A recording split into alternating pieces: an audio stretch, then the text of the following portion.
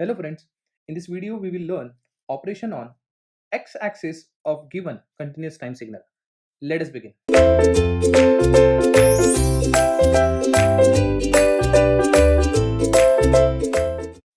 So now we'll see operations on continuous time signal. Remember, we learn only one dimensional signals. So all the signals that we will have contain two axes, that is x-axis and y-axis. On x-axis we will take independent variable and on y-axis we will take an amplitude, or also called as a dependent variable. So in this context, we are going to see operations on x-axis continuous time signals. Of course, x-axis will be a time axis, and therefore all the operations, as you can see from the name, it is quite clear. All of them are time related, right? The first operation that you see is time shifting. Second one is time scaling, and the third one is time reversal. So first of all, I'll tell you, in time shifting, we got two categories. The one is called as advancing, the other one is called as delay. So as I said, in time shifting, we have two categories. The first category is known as delay, or also called as a time delay. And the next category is called as time advance.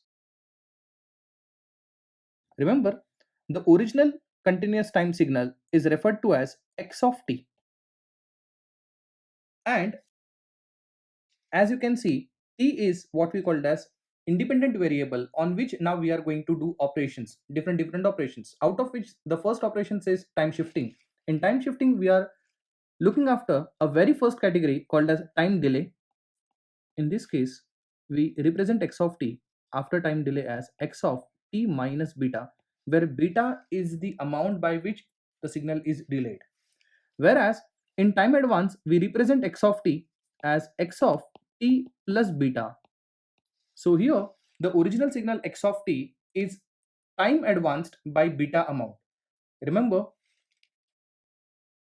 negative sign indicates time delay and positive sign indicates time advance. The second operation that we will look after is time scaling. Again, assuming the original continuous time signal as x of t, after scaling, the signal looks like this, x of alpha t. So as you can see, the product of alpha and t taken together, which makes it time scaling. Again, in time scaling, we got different categories. We will see it further. Time reversal, which is third operation you can see on the screen, is a special type of time scaling. When alpha equal to -1, it becomes time reversal operation. That is, in this, if I substitute alpha equal to -1, then it becomes x of minus t. Don't forget, the original signal was x of t. When you substitute alpha equal to -1 in x of alpha t, it becomes x of minus t, and the resultant signal is called as time reversal signal of the original one. So now we will see every operation in detail. First, we will see time shifting, which is a delay operation. So consider the given x of t signal, and let's say we have to plot another signal. Let us assume the question is to plot x of t minus 3. Now what you see, x of t minus 3, which is now quite analogous to x of t minus beta. Am I right? Because that is what we have learned. When it is delay, there has to be a negative sign. So by how much unit we are delaying the signal, we say that we are delaying by amount 3. So just to give you an idea what is meant by time advancing and what is meant by time delay, let us understand on a time scale.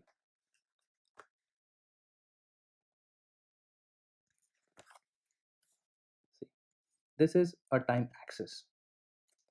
Let's say if this is the signal, if you shift this signal to right, this is what we call as delaying the signal. And if you shift this signal to left hand side, this is what we call as advancing the signal. Now many students have doubt in this.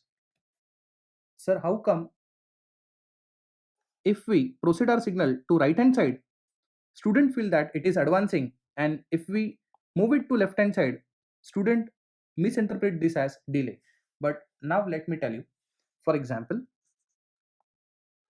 so I'll give you some real time example to which you will get convinced and you can remember it also.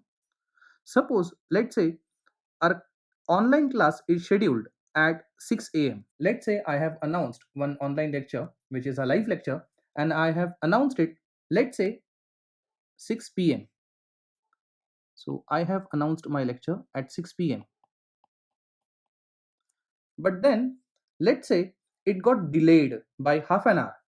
Then, if it is getting delayed on time axis, where this lecture will get shifted to the right hand side or left hand side? Of course, it will get shifted to right hand side. So instead of starting at 6 p.m., let's say it started at 6:30. So as you can see, when your signal or when your lecture got shifted to right on time scale, it is getting delayed. And let's say when I announced it for 6 p.m., but I started my lecture early, let's say at 5:30 p.m., then I have to plot the lecture schedule here and I'll write it 5:30 p.m. here. So as you can see, the lecture which was about to start at 6 p.m. but started at 5:30, which is half an hour earlier, then I shifted that lecture schedule to left hand side. So remember, on time scale, when you shift a object to left hand side, it is advanced, and when you shift a particular object on time scale to right hand side, it is what we call as delay. So now it is crystal clear, I'm sure. So what is meant by plot x of t minus 3 when this x of t is given? Observe this, x of t minus 3. It means what we have to do? We have to delay x of t by 3 units. Is it right? Now recall something. If I need to delay, am I going to shift the same signal to right hand side or left hand side? Of course, to right hand side, because whenever we shift a signal to right hand side, the signal gets delayed. And by how much amount you want to delay it? By amount 3. So by amount 3, if I delay this signal, then I can reconstruct this signal as x of t minus 3. So let's say this upper limit 4 is shifted towards right by amount 3, then it becomes 7. So higher limit of this signal is 7. The lower limit was minus 2. Let's say minus 2 is also getting shifted to right by 3 units. Then of course it is going to start with 1. Is that right? So new signal that you see over here will have this kind of effect. Am I right? So as you can see, the signal got shifted to right by how much unit? By 3 units on time scale. But at the same time, amplitude remains unaffected. Let me assume the amplitude was 1. So here also amplitude is going to remain 1. So height of the original signal is not changed. Am I right? So let me just summarize. I just need to know what is the height and what is the width of the original signal. Height of the signal is 1. Width of the signal, you can see it is 6. How come it is 6? At this side it is 4. At this side it is 2. So 4 plus 2, it is 6. So how do you actually get the width? It's very simple. What you need to do is just do higher limit minus lower limit. So it becomes 4 minus of minus 2. In effect, it becomes 6. So this is how you are supposed to get height and width of the signal. So this is height and width for original signal. Let's see what is height and width after the signal getting delayed. So what is height over here? So as you can see, height is still 1 and width it is still 6. As you can see, this is what we called as width and this is what we called as height. Is that right? What does that mean? When you do time shifting, your height and width of the signal remains same. Width is not affected and there is no question of altering height, because height refers to amplitude and amplitude refers to y-axis. And let me tell you, operations that we are studying right now are x-axis operation, which is in turn going to affect only time scale, right? Therefore, on height there is absolutely no difference. But one thing you should remember always, whenever you do time shifting operation on a particular signal, its original width is also not going to change, because you are just lifting up your signal as it is and you are shifting it to right without altering its height and width. Let's see the next example where we will learn how to do time advancing. So let us assume to have advancing of the signal, plot x of t plus 2. What does that mean? You need to advance the signal. When you are advancing the signal, what you are supposed to do? You're going to shift your x of t towards left by how many units? By 2 units. Is that right? So now just imagine if this lower limit gets shifted to the left by 2 units, then the new unit will become minus 4. And of course, if 4, which is higher limit, is getting shifted to the left by 2 units again, then this will get shifted to 2. Therefore, the resultant signal, if I draw, it will look like this.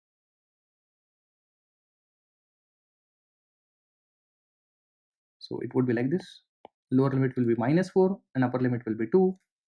And of course, height is not going to change. Is that right?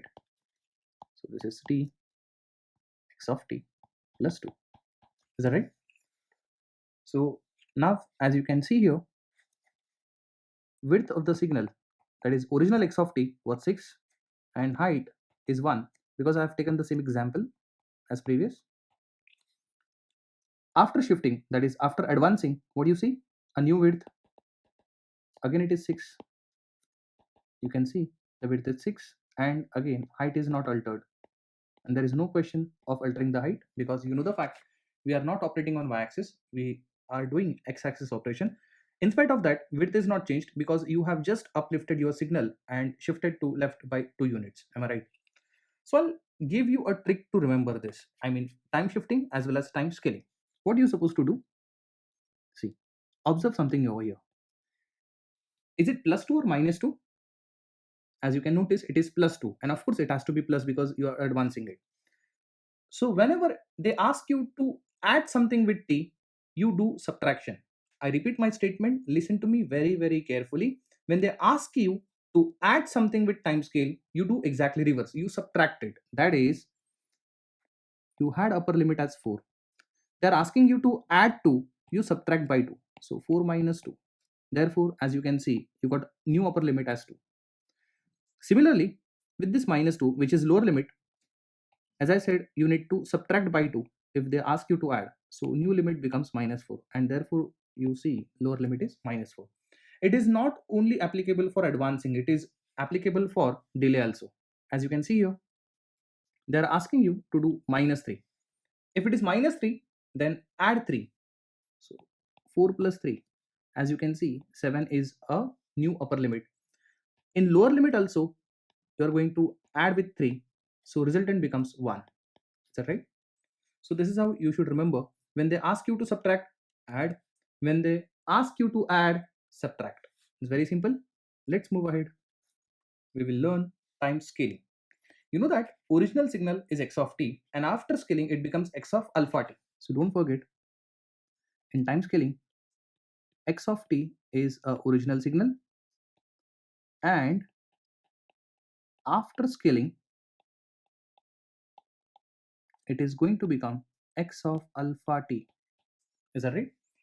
Now, depending upon the value of alpha, we are having 3 cases over here: case 1, case 2, and in fact you can see in case 3 we have 2 subcases, that is 3.1 and 3.2. Case number 1 says time compression. So this comes in picture only when the value of alpha is greater than 1. Okay. Time expansion comes in place only when alpha is greater than 0 but less than 1. As I said, original signal is x of t. After scaling it becomes x of alpha t, and depending upon the value of alpha we have these 3 cases. So time compression is when alpha is greater than 1.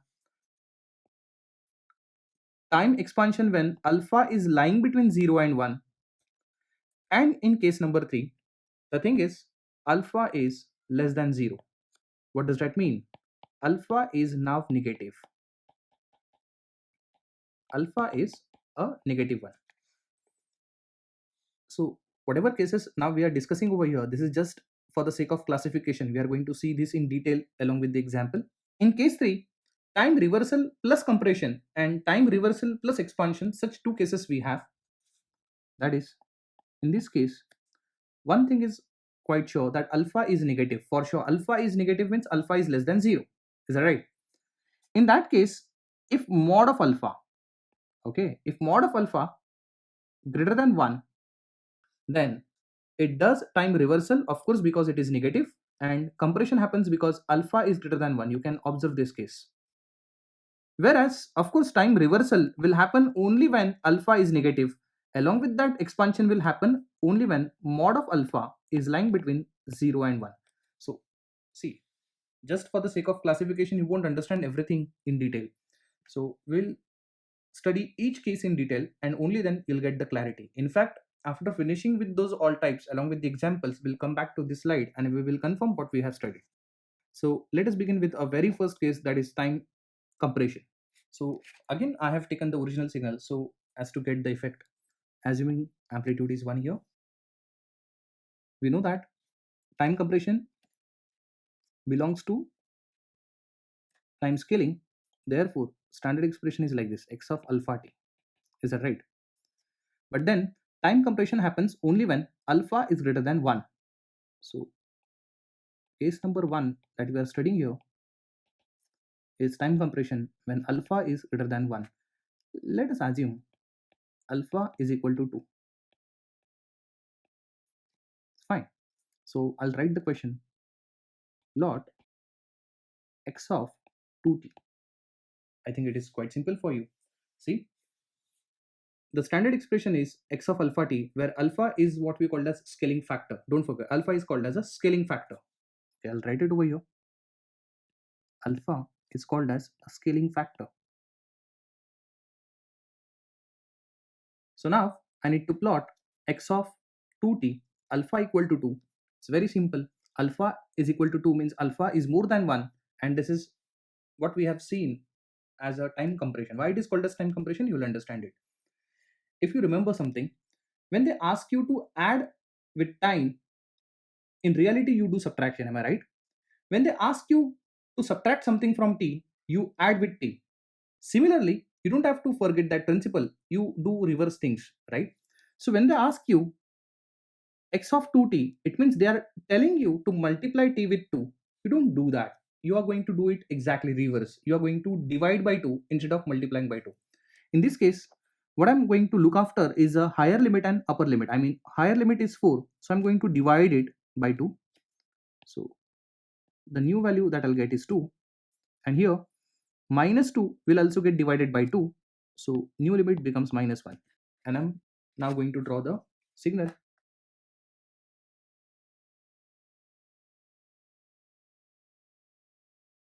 So what is the upper limit now?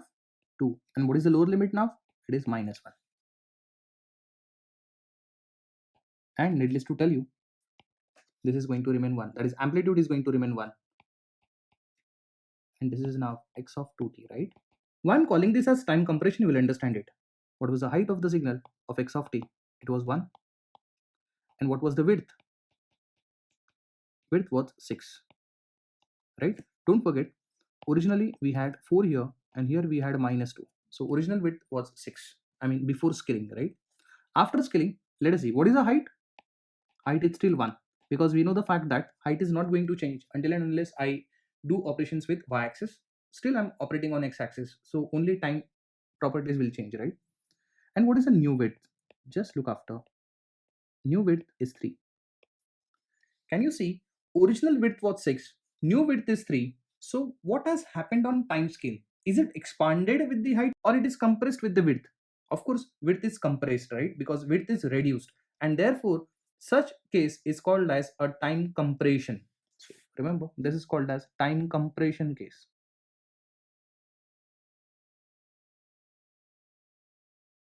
So this is called as a time compression case because as you have seen, the time got compressed. Now student gets confused because when they ask you to add 2, you subtract 2, or when they ask you to subtract 2, you actually add 2. And why do we do so? You know the facts. I mean, you know technically why we do that, right? But still, now student ask me the question, sir, when they are asking you to multiply with 2, why you have divided by 2? And how come when alpha is greater than 1, time compression takes place? Why not it is expanding the time? How come it is compressing the time? So I'll give you some real time example, and after which you will never ever forget this concept. See, you are watching a particular movie. When you watch a particular movie, okay, let's say on an average every movie takes 3 hours to complete. So what is the time duration of the movie? It was 3 hours. For 3 hours you are watching the movie. Let's say now if you start fast forwarding the movie, let's say at 2x speed, it means you're watching the same movie at twice the speed, right? And this is what I'm actually trying to convey you. The original movie, let's say if it is x of t, the new movie is now x of 2t. That is, you are watching it at twice the speed. If you watch it at 2x speed, in how much duration your movie will get ended? Of course in half time, that is 1.5 hours time. So now just look at this example. If original x of t, that is movie information, was originally 3 hours wide information, now it has become only 1.5 hours information, because now you are watching the same movie at 2x speed. Therefore when you multiply something with time, okay, on time axis, time compression takes place, and vice versa is true. If you watch the same movie at the lower speed, it will take time to end up the movie. Am I right? Therefore when alpha is greater than 1, it is time compression, and when alpha is less than 1, provided it is greater than 0, because less than 0 it's something other case that we will discuss. So case 2 says alpha is going to lie between 0 and 1. Then what happens is time expansion. Let us study this case now. Here alpha value will be more than 0 but would be less than 1, and this is what we called as time expansion case. So let's see what happens in time expansion. So I'll write the question: plot x of t by 2. Don't forget, original x of t is given over here. And before we do some operation, let us first of all see what was the original height and original width. Assume original height is 1 here. So what is the height? Height is 1 and width is 6. Is that right? So now we will see what happens after the operation. X of t by 2 is the signal that we are supposed to plot now. So observe something over here. They are asking you to divide by 2. So when they are asking you to divide by 2, you're going to, of course, multiply by 2.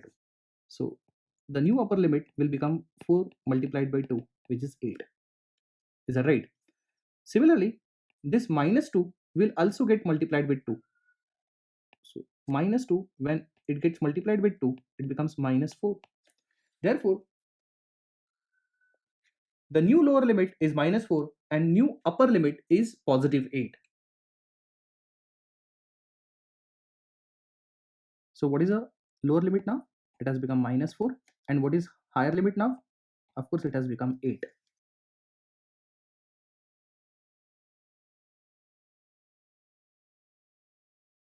Height is remaining unaltered. This is x of t by 2. On x-axis, we have time, of course. So now see the after effect. What is the height? Height is 1. And what is the width? A new width you will see as 12. And how do we do that? We know that higher limit minus lower limit, simply that is 8 minus of minus 4. Is that right?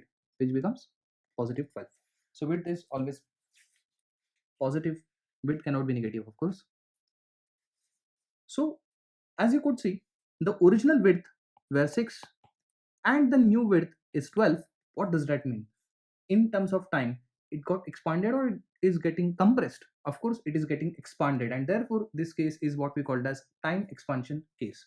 So in time expansion case, when alpha is lying between 0 and 1, the original width, as you can see, it got expanded into, and therefore it is called as a time expansion case. So as I said,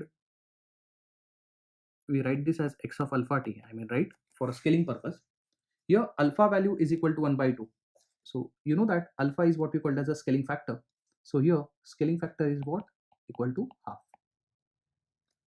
There is a way by which you can calculate the scaling factor, or you can determine whether what you have done is correct or not. And how do we do that? It has got a very simple criteria. Remember, alpha is always old width divided by new width, where alpha stands for scaling factor. As you can see, what was the old width? See, old width was 6. And what is the new width? It is 12. So how much it becomes? 1 by 2. So now it is confirmed that alpha equal to 1 by 2. This is what we call as scaling factor. This is what we can actually confirm in previous slide also.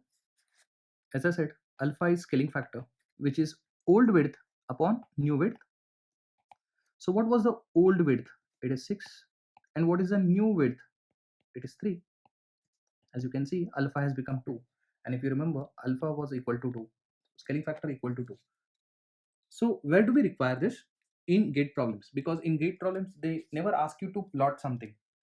The plotted signals are already given to you, and you may have to identify by how much quantity it is getting scaled. I mean, it is getting compressed or whether it is getting expanded and so on. So always use this formula, old width upon new width, and you will always get a scaling factor. So now we have to see a time reversal case. As I said, time reversal is a special property of time scaling where alpha is -1. So now the question is to plot x of minus t.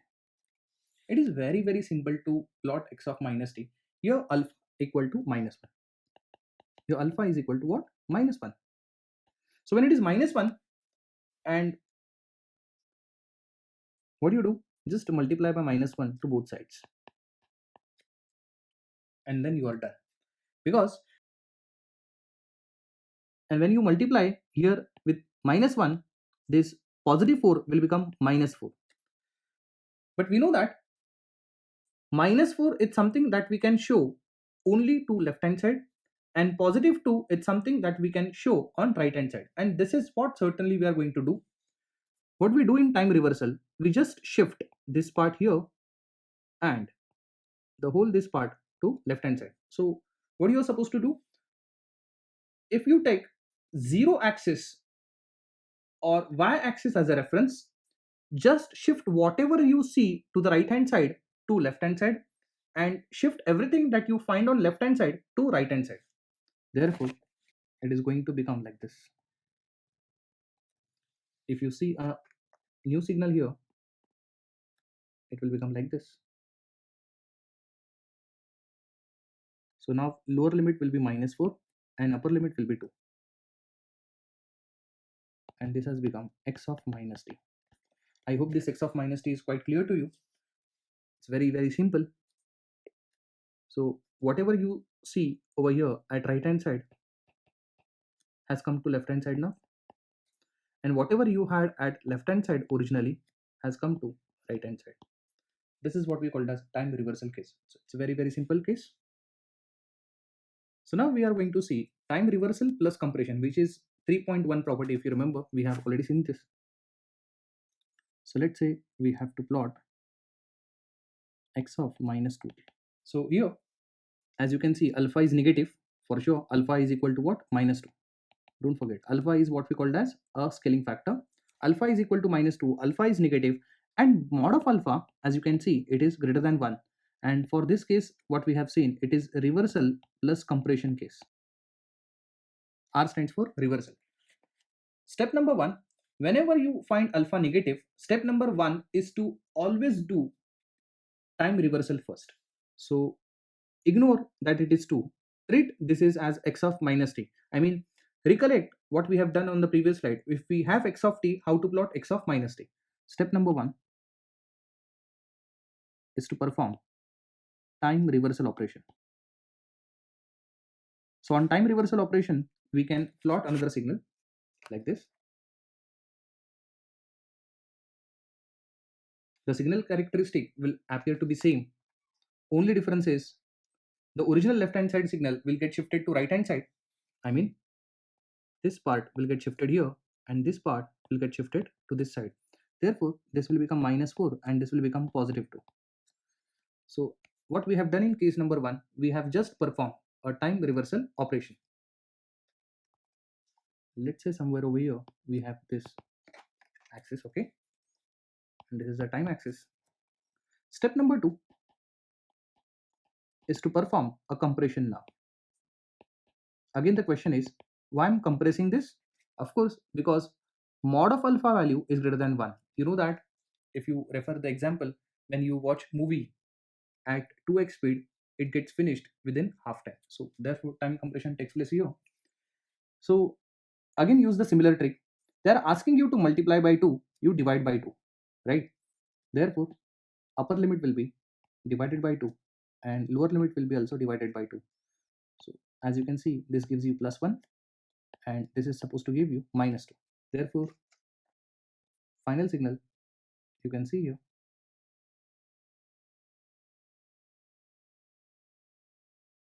new lower limit becomes minus 2 and upper limit becomes plus 1. Finally, this is x of minus 2t.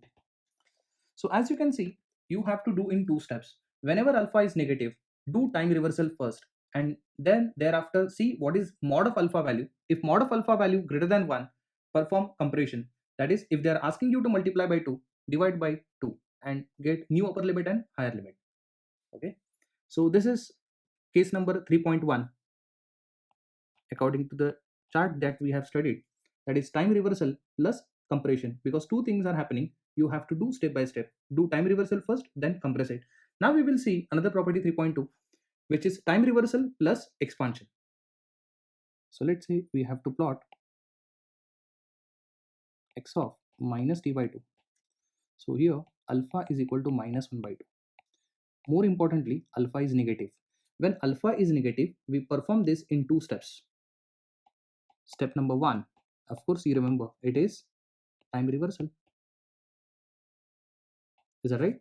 Also, what we can notice is mod of alpha value is lying between 0 and 1.